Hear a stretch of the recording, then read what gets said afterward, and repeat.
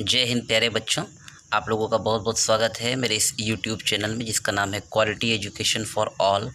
और बच्चों, आज की क्लास में हम लोग डिस्कस करने जा रहे हैं आपके ऑर्गेनिक केमिस्ट्री का एक बहुत ही इम्पॉर्टेंट टॉपिक।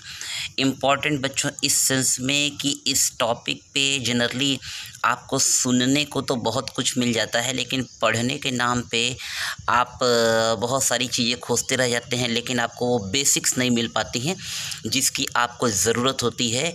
तो बच्चों, आज की क्लास में मैंने पूरी कोशिश की है कि मैं आपको जिस टॉपिक पे बात करने जा रहा हूँ, यह टॉपिक आपको आपके बुक में अवेलेबल है, लेकिन इसकी एक क्लियर कट अंडरस्टैंडिंग डेवलप हो जाए जिसके चलते आपको ऑर्गेनिक केमिस्ट्री का एरोमेटिक कंपाउंड वाला यह सेगमेंट बहुत ही अच्छी तरह से समझ में आ जाए और साथ ही साथ आपकी कई सारी प्रॉब्लम्स का सलूशन भी मिल जाए। ठीक है बच्चों, तो चलिए ज़्यादा टाइम वेस्ट न करते हुए हम लोग आते हैं अपने मेन टॉपिक पे। तो बच्चों, आज का जो मेरा टॉपिक है वह है ortho Meta and para positions of benzene. ये ऑर्थो मेटा पैरा पोजीशन बच्चों आप खूब सुनते होंगे, लेकिन इसके बारे में एक क्लियर कट आइडिया मैं आपको इस वीडियो के माध्यम से प्रोवाइड कर रहा हूं। बच्चों देखो, आप अच्छे से जानते हैं कि बेंजीन, जिसका कि मॉलिक्यूलर फार्मूला बच्चों ये C6H6 होता है। ठीक है बच्चों, और इसकी स्ट्रक्चर एक हेक्सागोनल पैटर्न पे ऐसे स्ट्रक्चर होती है बेंजीन की, आपके सामने मैंने बनाया हुआ है, जिसमें अल्टरनेट पोजीशन पे डबल और सिंगल बॉन्ड्स होते हैं। ठीक है बच्चों, आपको दिखाई दे रहा है। अब सपोज़ करिए कि इसी बेंजीन में, ये मैंने जानबूझकर अपनी सिंप्लिसिटी के लिए नंबरिंग कर दी है। ये फर्स्ट कार्बन हो गया, second carbon, third carbon, fourth carbon, fifth carbon, six carbon. ठीक है बच्चों, 6 कार्बन होते हैं। और मान लीजिए फर्स्ट पोजीशन वाले कार्बन पे कोई ग्रुप लगा हुआ है। ठीक है, यह ग्रुप कोई भी हो सकता है, क्लोरीन हो सकता है, फ्लोरीन हो सकता है, या कार्बोक्सिलिक ग्रुप हो सकता है, और आपका हाइड्रोक्सी ग्रुप हो सकता है, एल्डिहाइड ग्रुप हो सकता है, कोई भी ग्रुप हो सकता है। ठीक है, यहाँ मैंने जी नोटेशन दिया है। अब अगर हम ऑर्थो मेटा और पैरा पोजीशन को समझना चाहते हैं तो आपको यह जानना होगा कि अगर हम कार्बन नंबर 1 से पोजीशन नंबरिंग करनी शुरू करें, जिस कार्बन नंबर 1 पे ये ग्रुप जुड़ा हुआ है, तो ये जो सेकेंड नंबर वाला कार्बन है ये, और इधर ये जो 6 नंबर वाला कार्बन है, इन दोनों की पोजीशन इक्विवेलेंट है, और यह दोनों पोजीशन इस फर्स्ट कार्बन के रिस्पेक्ट में ऑर्थो पोजीशन कहलाती हैं बच्चों। ठीक है, ऑर्थो पोजीशन, ऑर्थो को मैंने नोटेशन स्मॉल ओ दिया हुआ है। ठीक है, क्लियर। आगे बढ़ते हैं।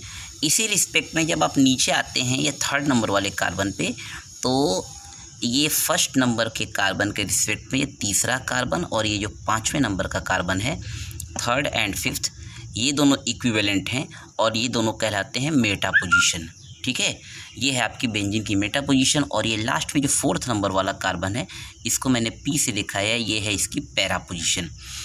ठीक है बच्चों, तो इस तरीके से ऑर्थो मेटा और पैरा है ना, OMP है ना, मैं इसको OMP नोटेशन देता हूँ, जैसे आप OMG मूवी भी देखे होंगे, ओह माय गॉड। तो मैं समझने के लिए क्लियर कट विज़न डेवलप हो जाए, इसको OMP आप बोलेंगे, ऑर्थो मेटा और पैरा पोजीशन ऑफ बेंजीन। ठीक है बच्चों, यह क्यों इम्पॉर्टेंट है अभी मैं आपको इसके आगे बता रहा हूँ, क्योंकि कभी कभी आपको इस एरोमेटिक कंपाउंड का जब IUPAC नेम लिखना होता है तो ये बहुत हेल्पफुल होता है। ये देखिए, हम आगे बढ़ते हैं। यहाँ मैंने दिखाया आपको, ये देखिए C2 और C6, यानी कार्बन नंबर 2 और कार्बन नंबर 6, ये दोनों कार्बन इक्विवेलेंट है, ऑर्थो पोजीशन है।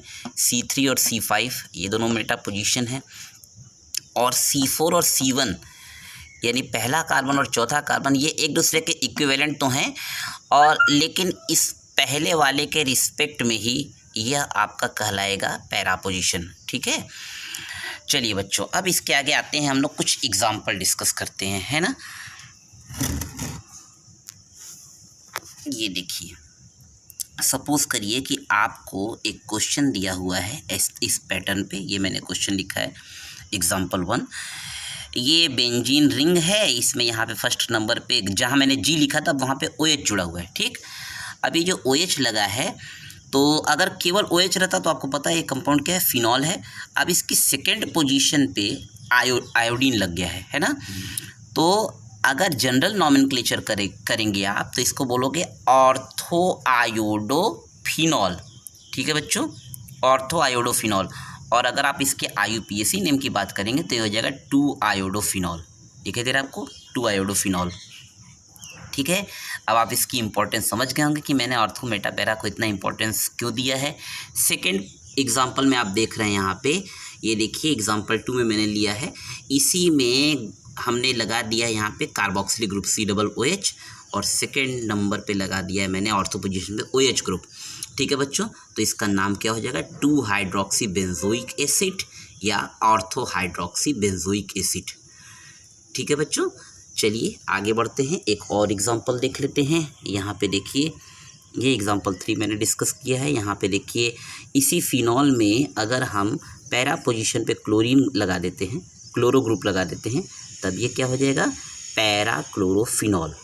क्या हो जाएगा बच्चों, पैरा क्लोरोफिनॉल। ठीक है, इस तरीके से आप देख रहे हैं कि बेंजीन की ऑर्थो मेटा और पैरा पोजीशंस का इम्पोर्टेंस कितना है। और बच्चों अगर आप इसकी एक अंडरस्टैंडिंग डेवलप कर लेते हैं तो आगे के क्वेश्चंस में आपको दिक्कत नहीं होगा, क्योंकि जब न्यूक्लियोफिलिक अटैक और electrophilic attack at ortho position, para position, यह सारे वर्ड्स जब सुनते हैं और अगर आपको इसका विज़न डेवलप नहीं होता तो फिर आगे आपको प्रॉब्लम हो जाती है। तो बच्चों इन्हीं सारी बातों को ध्यान में रखते हुए मैंने आपको ऑर्थो मेटा और पैरा पोजीशन का एक विज़न डेवलप करने की कोशिश की है बच्चों। और मुझे उम्मीद ही नहीं, पूरा विश्वास है कि अगर आप लोग इसको ढंग से प्रॉपर तरीके से आगे बढ़ते हुए देखेंगे तो कोई दिक्कत नहीं आएगी। जहां आपको डाउट हो तो आप इस वीडियो को रिवर्स करके देख सकते हैं। ठीक है बच्चों, तो आज की क्लास में इतना ही। अगली क्लास में फिर किसी नए इंटरेस्टिंग टॉपिक के साथ मैं फिर से उपस्थित होऊंगा। तब तक के लिए जय हिंद बच्चों।